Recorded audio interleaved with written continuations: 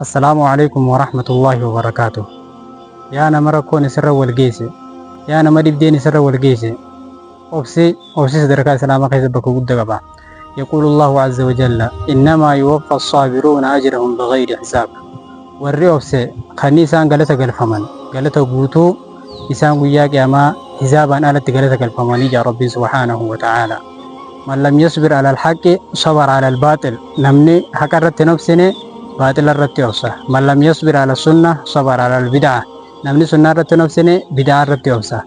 يوني في أتركو سجرتو تنا ربي خيار نمكرتي فرتي أوسيتي ربي سبحانه وتعالى وياك أما الرجل قدا قلتاتين قلت سيبقل شوتا.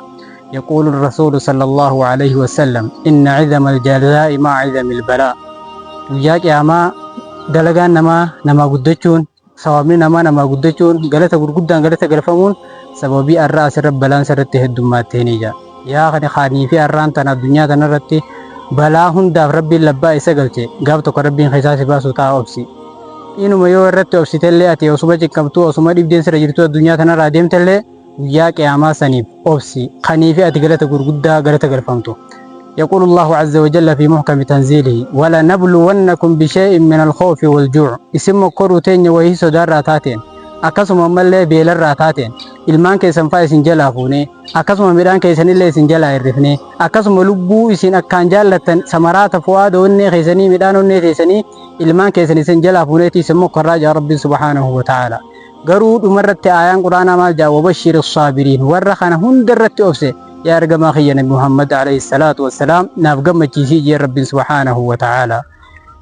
ammallee dalagaa gurguddaa wanneen ilmi namaa rabbiin subhaanahu wa ta'ala guyyaa qiyaamaa san har'a addunyaa irra dhukkubsatee obse ittiin galata galchuuniif taa'u guyyaa qiyaamaa har'a addunyaa tanarra dhukkubsate galataan alatti hisaabaan alatti galata galfamuu ta'a. يقول الرسول صلى الله عليه وسلم: يؤتى يوم القيامة يتمنى يوم القيامة العافيون.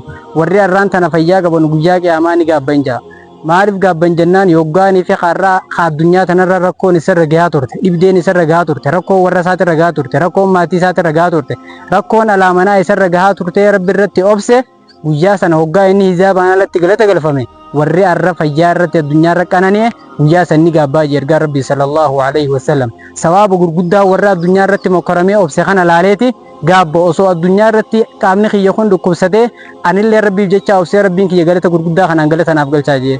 Anaa fi ati hagam rakkoo takka irratti obsu jirra. Anaa fi ati hagam takka maasiyaa irraa agartee iftiisinee obsu jirra. waan rabbiin irraa nu dhorka irraa hagam takka ibduuba deebinee obsu jirra. yaquulu rasuulu salawaatu rabbii wasalaamu alayhi. ergamaa rabbii nagaa rahman isa irratti haa jiraatu malee maal jaan: axuhuuru shaxrul imaan. qulqulleeffannaan babbareeffannaan cinaa imaanaati takka walakkaa imaanaati jaan duba. walhamdulillaahi tamla'aan. alhamdulillah jechuun ammoo miizaana namaaf guutti, miizaana namaaf ol kaafti. akkasuma subhaanallahi walhamdulillah jechuulleen tamla'aan isaan lachuutu guutoodha. وتملأ ما بين السماوات والأرض. وان دچي في سمي جدو جرتو لنا ما بنقول ميزاننا نام والفوتيجا. حديث عن دمرة ترجع ربي صلوات ربي والسلام عليه مالجي. والصبر ضياء أوفسي باوزا قدار ربي سبحانه وتعالى والرب سيف ربي إبسوجتورا.